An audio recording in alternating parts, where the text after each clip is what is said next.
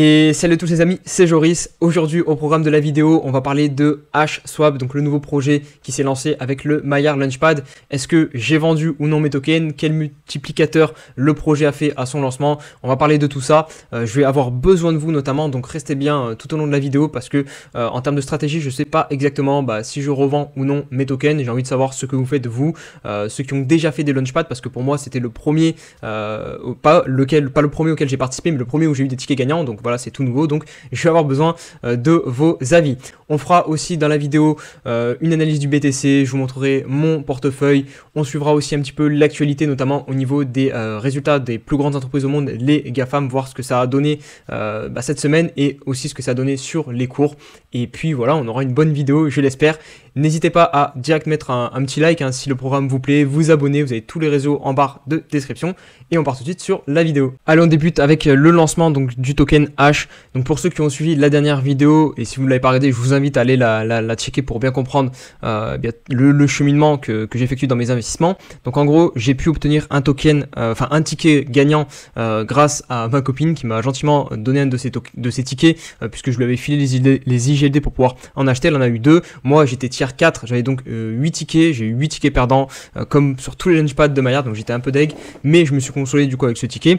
Et donc actuellement le token H vaut 0,11 $, donc ça fait 11 centimes, donc à peu près, hop, je vais prendre la calculette puisque j'en ai 1250 avec ce ticket, donc fois 0,11, donc ça me fait 137 $. Donc bon, c'est clairement pas le pactole du siècle, surtout quand on connaît les derniers launchpads sur Elrond. Je pense que c'est celui qui a le moins payé pour le moment parce qu'il y a vraiment d'énormes multiplicateurs sur les anciens launchpads d'Elrond. Donc bon, c'est comme ça, il fallait que j'ai enfin, et encore, c'est même pas moi qui ai le ticket gagnant, c'est ma copine, que j'ai un ticket pour que ça se passe plus mal que les fois précédentes. Mais bon, ça reste quand même du profit, on va pas cracher dessus. Donc personnellement, j'ai rien vendu. Je vous avoue que j'ai pas tout compris sur la phase de price discovery. Alors en gros, Elrond là, quand ils lancent leur token, ils ont mis en place un système. Là, je vous l'affiche à l'écran. Faites pause si vous voulez bien le comprendre. Même si bon, ça sert plus à grand chose maintenant puisque globalement là, on arrive à la fin. Si vous voulez mettre vos tokens H dans cette price discovery, il fallait le faire avant. Et en gros, globalement, c'est pour éviter qu'il y ait une trop forte volatilité. Si vous voulez notamment enlever vos tokens H du price discovery, vous prenez un malus, je crois 6%, 10% qui augmentait dans le temps. Donc voilà, c'est un petit système pour éviter qu'il y ait trop de volatilité. Et du coup, ça a donné ce graphique-ci. On a eu une énorme baisse finalement, quasiment non-stop jusqu'à atteindre les 7 centimes avant en fait que les pénalités s'appliquent quand on retire les H. Et depuis, après, c'est remonté. Et là, je crois que la phase de price discovery est terminée et le prix du token se stabilise un petit peu. Donc je me suis pas encore vraiment penché dessus, si je vends mes H ou non, je vais attendre. N'hésitez pas du coup vous à me dire ce que vous faites en commentaire si vous récupérez les profits. Je sais qu'il y a la moitié de mes tokens H qui sont loqués, donc j'en ai 625 que je vais pouvoir vendre là et 625 que je pourrais vendre dans 3 mois. Donc n'hésitez pas, franchement là je suis pas mal preneur de vos stratégies pour vous suivre sur ce coup là. Et vu que ça représente pour l'instant pas une grosse partie de mon capital, voilà, je m'implique pas non plus à fond sur ce projet. Au niveau de mon portefeuille où on se trouve 16 682 €, je sais pas si j'ai plus que la dernière vidéo, je crois que je suis un poil en dessous et c'est normal puisque le BTC a diminué, on va en parler juste après, mais pour le coup je m'en suis plutôt bien tiré parce que en plus de ça je viens d'y penser, mais j'ai aussi du coup les 100 € là de giveaway que je vous ai fait gagner avec plaisir suite à l'airdrop que j'avais reçu d'Aptos. J'avais dit que je vous redonnerais une partie et du coup c'est un membre de la communauté qui a récupéré 100 $ et donc forcément je me suis enlevé 100 $ de mon portefeuille puisque j'ai vraiment tapé dans mes sous propres, c'est vraiment un cadeau que je vous fais pour le coup et ça me fait extrêmement plaisir. Donc voilà, on en est à 16 682 €. En termes de performance, vous pouvez voir du vert notamment sur Osmo, plus 21% et globalement tout l'écosystème Atom, et c'est pour ça je pense que je prends pas aussi cher que peut-être vous qui êtes plus exposé sur Bitcoin et d'autres cryptos, parce que l'écosystème Atom résiste plutôt bien, tout simplement en fait grâce à une news, c'est le listing, je pense que c'est dû à ça. Par contre la mèche là elle fait pas plaisir à voir sur Osmo. On est monté jusqu'à 2,60 $. Alors je sais pas si vraiment il y a eu des échanges ou peut-être il y a eu qu'un seul swap sur ces prix là d'effectuer, parce qu'en gros il y a eu le listing sur Binance de la paire Osmosis USDC ou USDT ou BUSD plutôt, vu que c'est Binance. Donc Osmo a été lancé sur le premier exchange centralisé. Avant, on ne pouvait pas acheter de l'Osmo, hormis sur Osmosis. Hein. Pour ceux qui ne le savent pas, Osmosis, c'est un exchange décentralisé sur l'écosystème Atom. Et donc là, il y a eu aujourd'hui le listing sur Binance et ça a amené pas mal de hype, je pense. Et c'est ce qui a fait pumper un peu l'écosystème Atom. Vous voyez, Atom au-dessus de 13 $. Mais globalement, il n'y a pas de quoi s'enflammer malheureusement sur Atom parce que, ok, là, on est en train de valider... on validerait en fait un retournement de tendance, une reprise haussière, si pour moi vraiment on clôture avec force au-dessus des 13 $. Et là pour l'instant, vous le voyez, on est plutôt en train de galérer, on a une mèche, et surtout BTC n'a pas trop envie que le marché reparte. Hein. Pour l'instant, il est en baisse, donc si Bitcoin baisse, vous pouvez être quasiment sûr que ici à Atom, on ne réussira pas à passer les 13 $ et donc on n'aura pas de pump qui s'en suivra. Et notre ami BTC, justement, qu'est-ce qu'il est en train de nous faire? Eh bien, une nouvelle déception, hein, si je puis dire, puisque, regardez ici, je vous avais mis le niveau des 20 500 $, là je suis en daily. Eh bien, on a clôturé très légèrement au-dessus, mais malheureusement, vous voyez, on avait déjà une mèche un petit peu au-dessus de la bougie, et directement, le lendemain, on a reclôturé sous ce niveau des 20 500 $, qui est pour moi très important, puisque ça correspond quand même à une résistance. Ici, vous voyez, à chaque fois, on a buté ici, et là, on semble une fois de plus se diriger sur ce scénario-là, et je le dis souvent, si on réintègre un range, en général, on doit aller chercher la borne opposée. Là, on a un milieu de range à 19 500 $ et la borne opposée, c'est 18 500 $. Donc, attention, clairement, on peut s'attendre à quelque chose de pas très joli qui peut arriver sur le BTC. Perso, je reste assez frileux tant qu'on ne se réinstalle pas très rapidement quand même au-dessus des 20 500 $. Vous voyez sur le 4 heures, on commence à faire pas mal de clôtures sous ce niveau.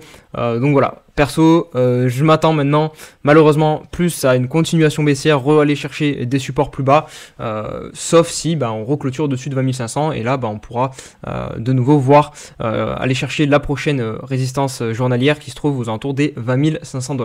Mais malheureusement, il se pourrait que ce coup-ci, c'est pas vraiment Bitcoin qui va décider un petit peu de son sort parce que vous le savez, on a quand même une forte corrélation avec les indices américains et en ce moment, cette semaine, on avait beaucoup de résultats d'entreprises, notamment les GAFAM, et la plupart ont eu des mauvais résultats et vu le poids qu'elles pèsent en fait dans les indices des GAFAM, forcément derrière les indices ont du mal et prennent pas mal cher. Ici je vous mets à l'écran le SP500, je vous parlais de la zone des 3800 points, là pour l'instant je ne dis pas qu'on est en train de faire une réintégration parce que pour moi là je vois pas la réintégration.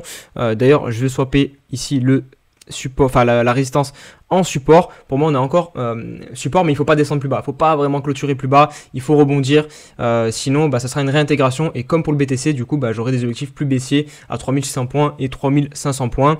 Là on voit que ma petite zone rouge a bien fait office de résistance, les 3900 pour le coup. Vous voyez qu'ici ça avait servi ici de support, ici de résistance, ici pareil on travaille, et là du coup résistance. Donc on peut très bien faire ici en mode pullback sur la zone de 3800 points, mais là on est vraiment à la limite, il ne faudrait pas descendre plus bas. Au niveau du SP500, si je vous montre rapidement aussi, je voulais vous montrer d'abord les GAFAM, mais on va plutôt commencer par le dollar parce que lui aussi c'est crucial là au niveau du journalier. On a eu ici, c'était le signal, mais regardez ce qu'on a derrière, c'est typiquement les setups qu'on veut pas voir sur ces niveaux-là. C'est une espèce d'englobante, on récupère le support, et là pour l'instant aujourd'hui on est en train de récupérer le support des 110. Donc pour moi là c'est clairement pas validé. Je vois plus ça comme une prise de liquidité. Voilà, on fait croire à tout le monde qu'on casse, on chasse peut-être les stops qui pouvaient être positionnés ici, et ensuite on repart. Donc tant que j'ai pas de nouveau des clôtures sous les 110, attention, c'est exactement la même chose en fait. Sur Bitcoin, il faut être au-dessus de 20 500, le SP500 tenir les 3800 points et le dollar être sous les 110. C'est clairement pour moi les trois plus gros niveaux qu'il faut surveiller actuellement sur les marchés. Si on va voir les cryptos s'envoler beaucoup plus haut. Et je vous montre aussi du coup les résultats des plus grosses entreprises au monde, les GAFAM. Donc on a eu Apple, malheureusement ça s'est pas très bien passé. Alors là c'est normal que j'ai pas tout l'historique parce que j'étais sur un truc de crypto. Donc on va plutôt se mettre sur les actions directement. Voilà, Apple coté au Nasdaq. Donc hier, Apple bizarrement ça a été les meilleurs résultats. Avec Microsoft aussi je crois qu'il y avait eu des résultats plutôt encourageants qui étaient très légèrement au-dessus des attentes. Apple c'est pareil, sauf pour la vente d'iPhone 14, je crois, ça a un petit peu diminué. C'était en dessous des attentes, donc c'est peut-être pour ça que l'action a corrigé très légèrement. On est sur du moins 5%. Là, je crois qu'on est en pré-market parce que au moment où je tourne la vidéo, les marchés américains sont pas encore verts. Donc voilà, moins 5% à peu près.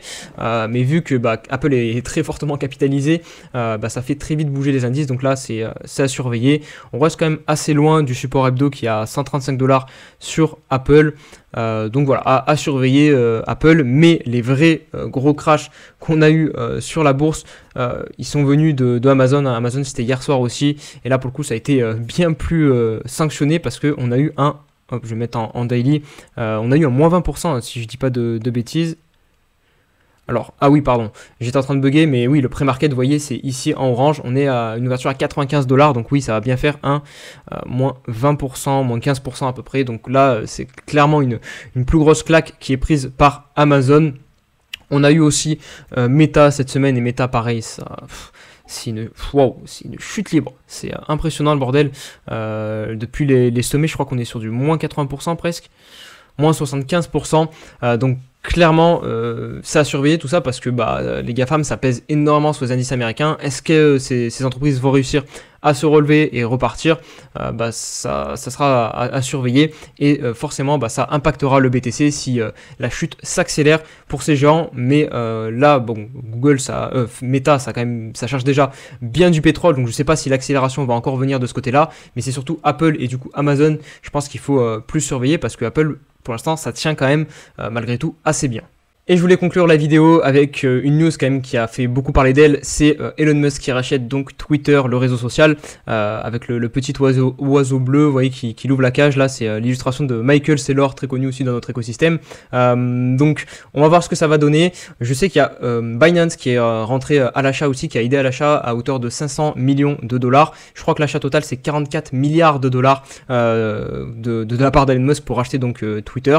Il veut rendre le réseau social bien plus crypto-friendly, bien plus libre aussi, notamment au niveau de la liberté d'expression. Donc on verra comment tout cela va se dérouler. Je sais que notamment il y a Donald Trump qui en théorie doit récupérer son compte. Là on est vendredi au moment où je tourne la vidéo, donc lundi le compte de Donald Trump doit être réactivé. Donc voilà, pour Musk, il veut vraiment rendre ce réseau social bien plus libre. Donc on verra ce que ça va donner, mais voilà, c'était la petite info. Je voulais terminer sur ça parce que nous dans l'écosystème crypto, on est énormément sur Twitter, beaucoup de choses se passent sur Twitter, et vu qu'il y a en plus de ça donc Binance qui est rentré sur cet achat, et que Musk va intégrer notamment des wallets, enfin plein de choses qui vont aider à l'adoption des cryptos, c'est intéressant et ça va être à surveiller. Voilà les amis pour la vidéo, pour le suivi de mon portefeuille, les petites news que j'avais à vous partager. Si cela vous a plu, n'hésitez pas comme d'habitude pour soutenir, liker la vidéo, me mettre un petit com, vous abonner, rejoindre aussi les différents réseaux sociaux pour rester connecté, et le Discord pour s'intégrer au mieux à la communauté. Et puis je vous dis à très vite pour une prochaine vidéo. Prenez soin de vous, allez, ciao ciao.